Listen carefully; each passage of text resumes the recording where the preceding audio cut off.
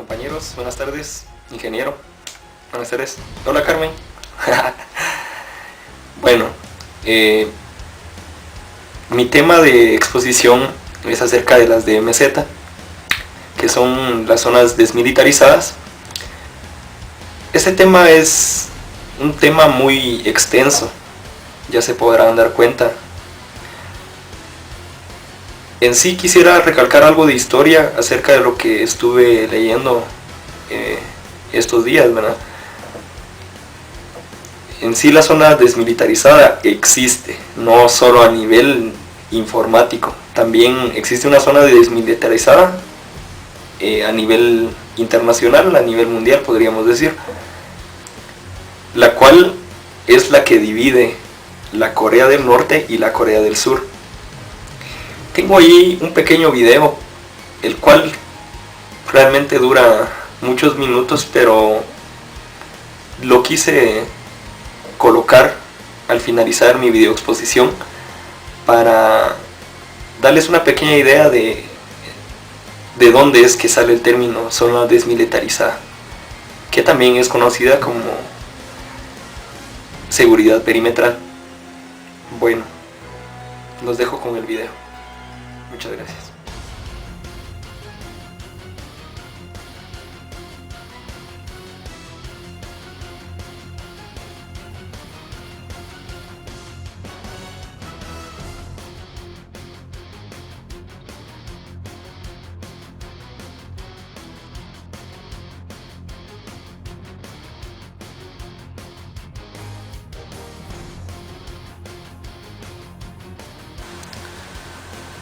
Muy buena tarde a cada uno de ustedes. El tema de esta videoexposición es acerca de los fundamentos de una zona desmilitarizada DMZ, también conocida como seguridad perimetral. Este tema es muy extenso, ya que para el funcionamiento de una DMZ debemos de tomar en cuenta varios aspectos en cuanto a seguridad. Antes que nada daré una pequeña introducción a los cortafuegos. Bueno, para evaluar las medidas de seguridad perimetral en una arquitectura de red informática, es necesario evaluar el diagrama en donde todos los equipos están conectados. Se debe de comenzar por separar los servicios ofrecidos a través de Internet, que son los más vulnerables ante los ataques que recibe nuestra red, y ubicarlos en un segmento especial al que llamaremos zona desmilitarizada. De esta forma, si consiguen acceder a alguno de ellos, no podrán acceder al resto de nuestra red. ¿Cómo se hace? Es muy típico separar servicios accesibles a través de Internet, como puede ser la página web de una empresa o su correo electrónico, del funcionamiento de una red interna o intranet. En este sentido, las DMZ son de gran utilidad. Las DMZ generalmente se crean con un dispositivo llamado cortafuegos o firewall. Esta tecnología está diseñada para filtrar tráfico tanto de entrada como de salida. Si implantamos este elemento para separar los servicios públicos de la red interna, el mapa de una nueva arquitectura podría quedar de esta manera. Si se fijan, el tráfico desde la red interna y la DMZ hacia el Internet está permitido. En cambio, el cortafuegos bloqueará todas las peticiones hacia la red interna, sea cual sea su origen, y solo aceptará el tráfico hacia la DMZ de aquellos servicios para los que esté plenamente configurado. Con este método se pretende que si hubiese un incidente en uno de los servidores de la DMZ, el intruso quedaría aislado. Vamos a hablar acerca de cómo realmente funciona un cortafuegos. Bueno, un cortafuegos funciona en base a reglas. Existen dos grandes filosofías para definirlas. Por un lado está la política permisiva, que acepta todo el tráfico menos el que sea denegado expresamente. Y por otro lado, la política restrictiva, que deniega todo el tráfico menos lo que se acepte expresamente. Esta última política es más difícil de mantener, pero es mucho más segura y es la que se debería utilizar siempre.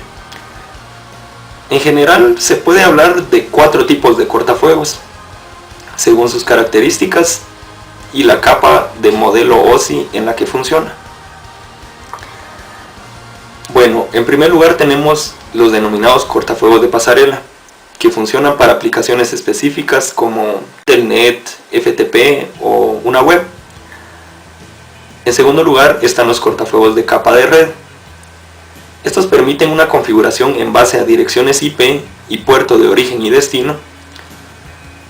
También tenemos los cortafuegos de aplicación, que entienden y analizan protocolos concretos como HTTP y filtran peticiones según patrones o comportamientos determinados. Y por último, los cortafuegos personales, que se usan en equipos de escritorio, como por ejemplo el Sun Alarm, Comodo Pro, entre otros, ¿verdad? Para entender mejor el funcionamiento de estos dispositivos basados en reglas, vamos a ver un pequeño ejemplo con un cortafuegos de capa de red que sería de utilidad en cualquier situación. Por ejemplo, podríamos tener un cortafuegos con una regla que indique que el rango de red 172.116.0.0 puede acceder al servidor SMTP en el puerto 25 con una dirección IP 192.168.0.4 y al servicio web puerto 80 con dirección 192.168.02. Otra regla podría ser establecer que cualquier dirección podría tener acceso a otro servicio web en la dirección 192.168.10.8, por ejemplo. Con esto, lógicamente el resto de nuestras conexiones serían denegadas, como lo podemos ver en nuestro siguiente diagrama. Bueno, vamos a hablar acerca de los sistemas de detección de intrusos, IDS y los honeypots. Una vez que hayamos considerado los cortafuegos, ¿por dónde debemos continuar? La verdad es de que quedan aún bastantes medidas de seguridad que podemos aplicar, como por ejemplo instalar un sistema de detección de intrusos, que es la IDS. Estos se utilizan para identificar ataques en tiempo real, almacenar los registros y reportar al personal de administración y seguridad para que ellos puedan tomar medidas adicionales. Los IDS tienen mucho valor como cuaderno de bitácora y pueden ser el punto de partida para identificar el origen de un ataque.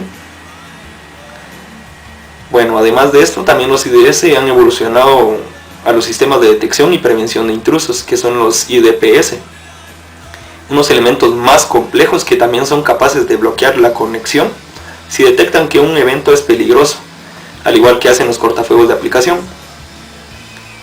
Bueno, ya sabemos cómo funciona un IDS y también un IDSP. Ahora, ¿dónde deberíamos de conectarlo y cómo es capaz de identificar lo que es un ataque de lo que no lo es? La arquitectura típica de un sistema de detección y prevención de intrusos, IDPS, consiste en la instalación de sondas o sensores que informarán sobre las anomalías en los elementos bajo los cuales se están estudiando. Un ejemplo de estas son las ondas de sistemas HIDS. Bueno, estas monitorizan los cambios en un ordenador, por ejemplo, en el sistema operativo de su configuración, el registro del equipo y sus aplicaciones. Otro tipo de IDS son los basados en sondas de red, las NIDS, que se basan en instalar una sonda en cada segmento de la red que se quiera monitorizar. Las NIDS pueden funcionar de dos formas distintas. El método más común es comprobar el tráfico contra una base de datos de firmas y si hay coincidencias. Si se dieran las coincidencias, la NIDS nos generaría una alarma. La otra opción consiste en registrar el tráfico durante un tiempo y crear un patrón de comportamiento para que posteriormente todos los paquetes recibidos sean comprobados contra el patrón inicial, causando una alerta si no hubiese coincidencias. Por ejemplo, acá podemos ver un trozo de código. Si se dan cuenta, en este ejemplo, en la primera línea se identifica en qué interfaz, en qué protocolo y qué servicio sería comprobada la firma. En la segunda línea identifica el mensaje que sería enviado como alerta, tal y como dice la tercera y cuarta línea. En una conexión establecida se encuentra la cadena printer dentro de una petición web URI. Las últimas líneas reflejan las referencias a esta vulnerabilidad y otros datos de identificación y clasificación. Estos son los sistemas y la configuración general de la seguridad para mantener siempre actualizados nuestros equipos en la red. Las firmas son muy efectivas para detectar ataques rápidamente, pero además existen otras tecnologías para conocer nuevas tendencias y técnicas utilizadas por los intrusos. En este sentido son muy útiles las honeypots. Bueno, una honeypot se le denomina honeypot al software o conjunto de ordenadores cuya intención es atraer atacantes. Para ello se instalan y configuran con fallos graves precisamente para que sean vulnerables. De esta manera, cuando los intrusos entren a nuestra red, todas las acciones serán controladas y monitorizadas para mejorar la arquitectura de nuestra seguridad.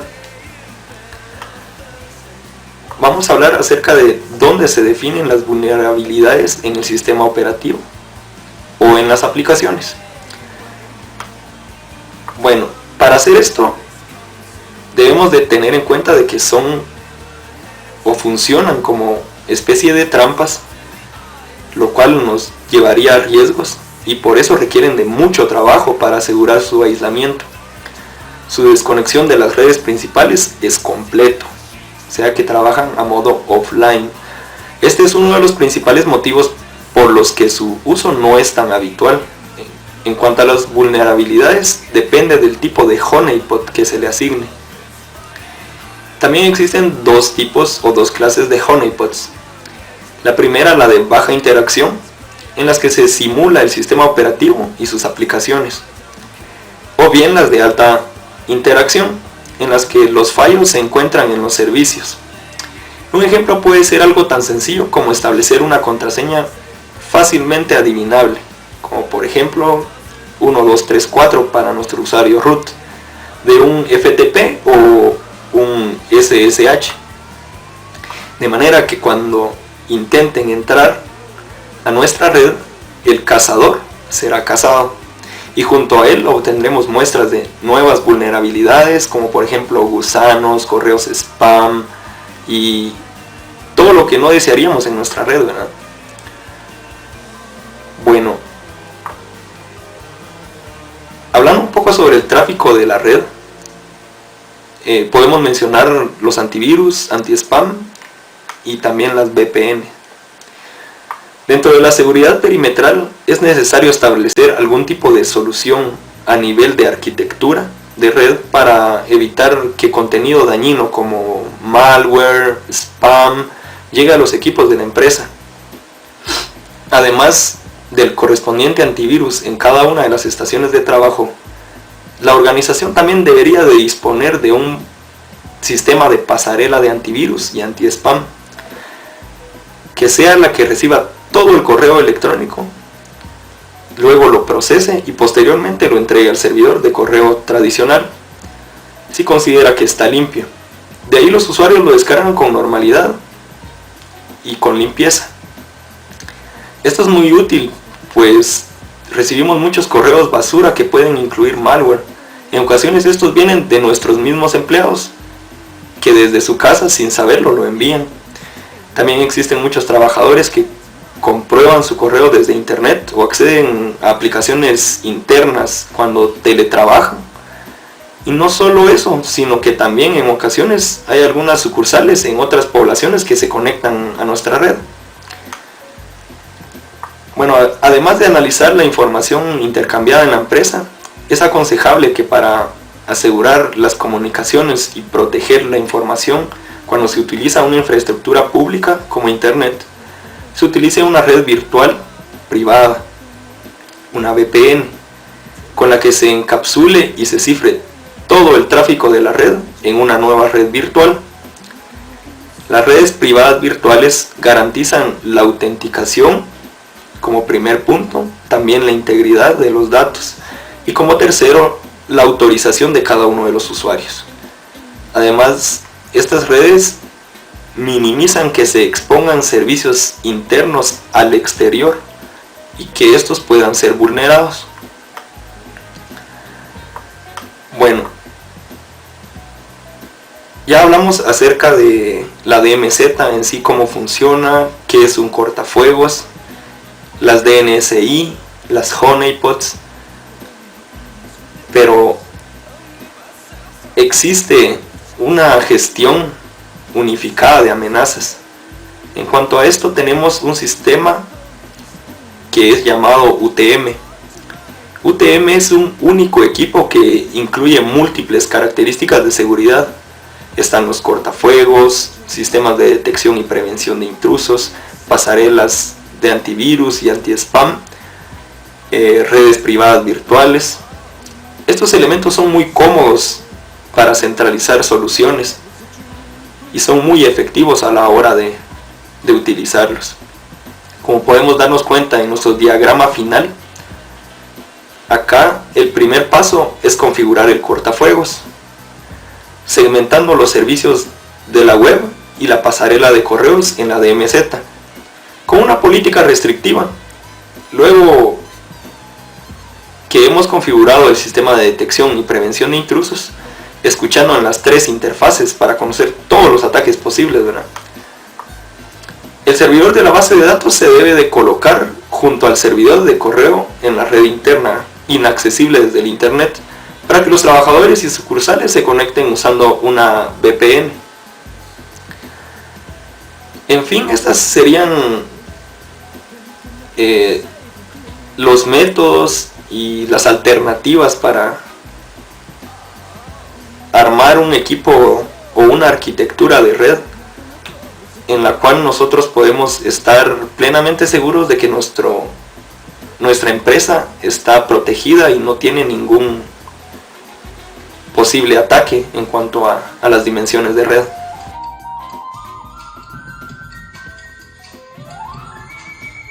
Cuéntame, ¿qué pasó?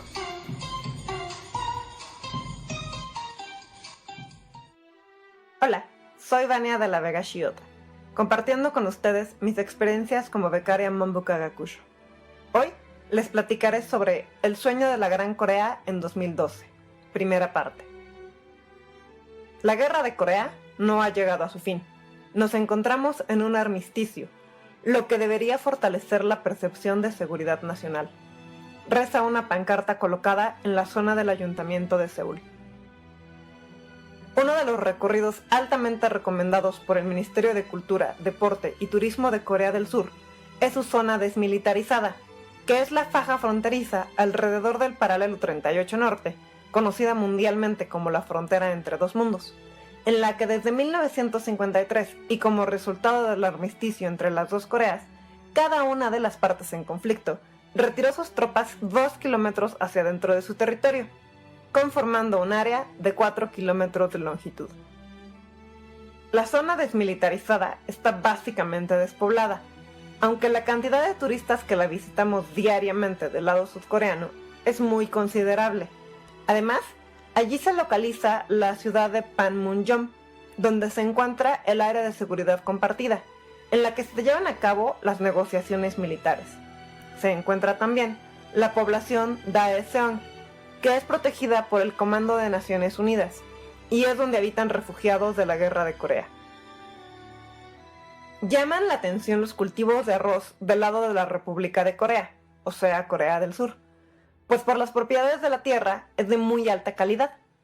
La amplia biodiversidad de la zona desmilitarizada ha llevado a Corea del Sur a proponerla como reserva natural ante la Organización de Naciones Unidas para la Educación, la Ciencia y la Cultura.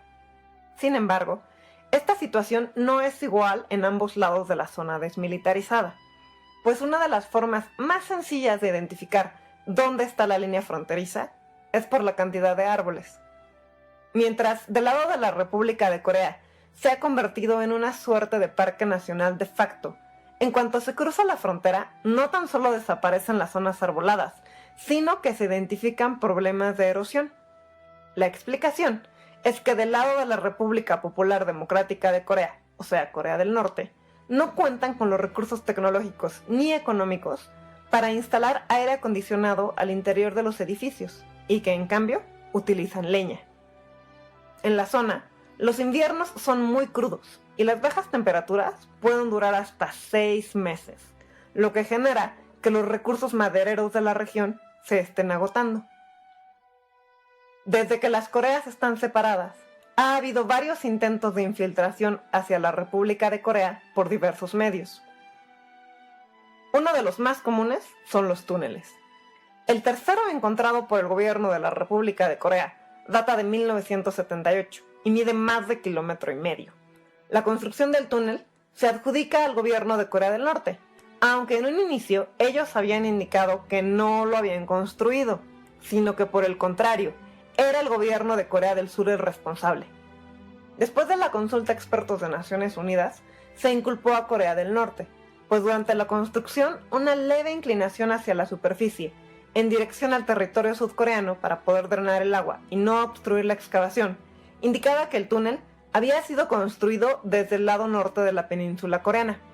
Al día de hoy, se han encontrado 4 túneles, pero se presume que hay por lo menos 20 más.